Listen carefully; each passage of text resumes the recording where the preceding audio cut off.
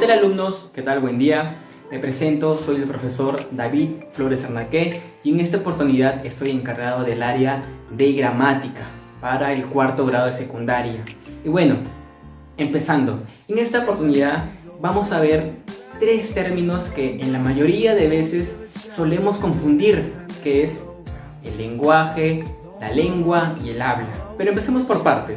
Empecemos por el lenguaje. Todos los seres humanos tenemos la capacidad de comunicarnos. Esa capacidad viene con nosotros, viene ya dentro en nuestra naturaleza humana. Y esa capacidad de comunicarnos es a la que llamamos lenguaje. Todos los seres humanos poseemos esa capacidad que nos impulsa a comunicarnos, a manifestar lo que queremos. Por ejemplo, un bebé recién nacido, ¿cómo se comunica?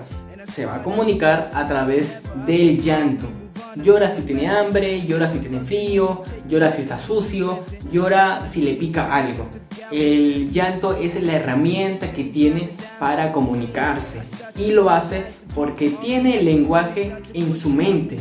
Luego de eso, en la medida que el ser humano va creciendo, va desarrollando, pues desarrolla o adquiere una herramienta para comunicarse, a la cual llamamos lengua. Pero vayamos por partes, como les dije, y centrémonos en el lenguaje. A continuación voy a hacerles una explicación más detallada de lo que es el lenguaje. Vamos a hablar sobre el lenguaje.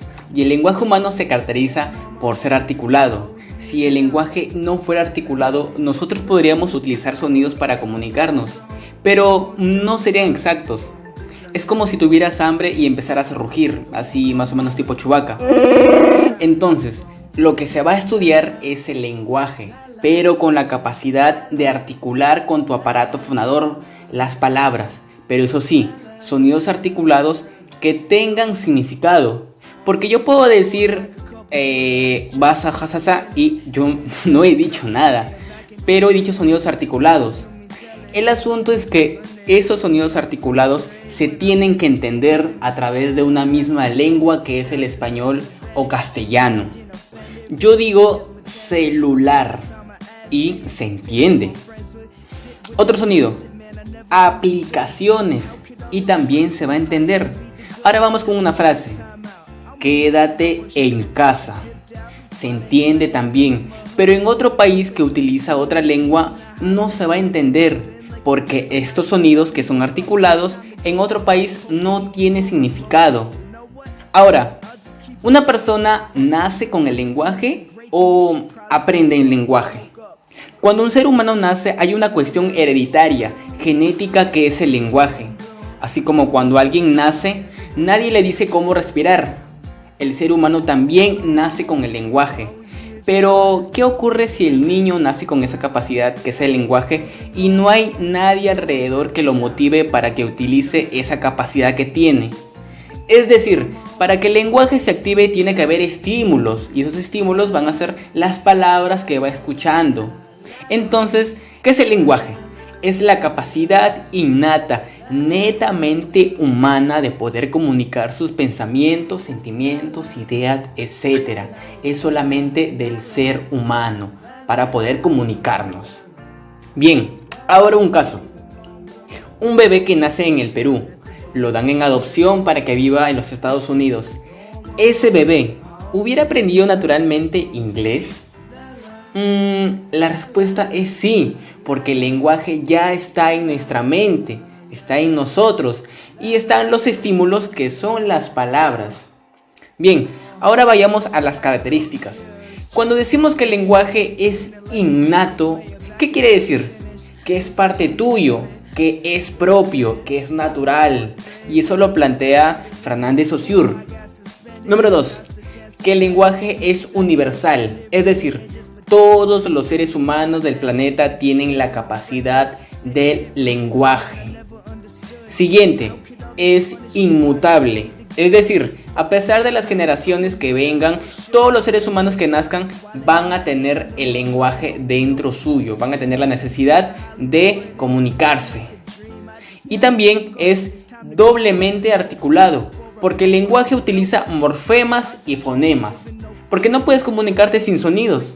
pero tampoco puedes comunicarte sin saber qué es género o número o si no la conjugación. Tiene que ir sonido y palabra. Bien, ahora vayamos a ver las funciones del lenguaje. El lenguaje sirve para expresar de manera informativa o representativa. Por ejemplo, mañana el presidente Vizcarra dice: se levanta la cuarentena. ¿Qué ha hecho el presidente? Ha informado, pero ha informado de una manera breve y concisa. Cuando tú lees un libro, ¿qué encuentras? Vas a encontrar información. Entonces, ¿qué elemento de la comunicación va a predominar? El referente, que es decir, de lo que se va a hablar. Pero si llegas a tu casa todo emocionado y le dices a tu familia: ingresé a la universidad, ¿qué elemento de la comunicación está predominando? Obviamente el emisor, porque es él el que está dando sus emociones. Entonces el lenguaje ya no solo es informativa, sino pasa a ser función expresiva o emotiva. Bien, ahora si vemos un policía o militar que nos dice: ingresen a sus casas, tenemos orden de detener, ¿a quién le está llamando la atención? Al receptor, obviamente, al vocativo. Entonces, cuando tú mandas, das una orden, pides a otra persona, se llama función apelativa o conativa. Y aquí sobresale el receptor, porque es a él al que le están mandando. Ahora, función estética o poética. Por ejemplo, yo le digo esto a X personas: mira, ¿sabes qué? El amor que tuvimos duró un par de días, sí, pero hasta ahora no lo olvido, y ya han pasado como 5 años. Viene Pablo Neruda y te dice: es tan corto el amor y tan largo el olvido. Es decir, va a adornar, va a ser estético el mensaje. ¿Ok? Otro ejemplo. Un día la has pasado mal, te caíste, se te fue la combi, se te cayó el pasaje, estás mal. Pero viene Vallejo y te dice: hay golpes en la vida tan fuertes, yo no sé. Golpes como el odio de Dios.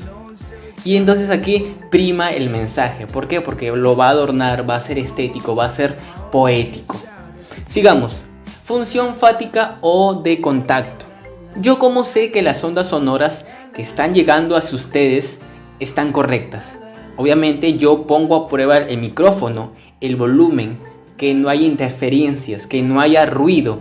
Entonces aquí predomina el canal para que llegue de una manera correcta. Ahora, función metalingüística o metaverbal, que es cuando utilizamos el lenguaje para hablar del lenguaje. ¿Cómo así? Por ejemplo, las palabras esdrújulas siempre se acentúan. Estoy utilizando la lengua para hablar de la lengua. El punto y coma y los signos de puntuación. La letra H es muda y no se pronuncia al hablar. ¿Se dan cuenta? Utilizamos el lenguaje para hablar del mismo lenguaje. Muy bien, entonces de esta manera ya sabemos más sobre lo que es el lenguaje, las características y sus funciones. Bien, les estaré dejando un link para que descarguen la tarea y me lo entreguen en la fecha indicada. Recuerden que pueden consultarme a mi correo corporativo en un horario establecido. Y recuerden lavarse bien las manos y no olviden: yo me quedo en casa.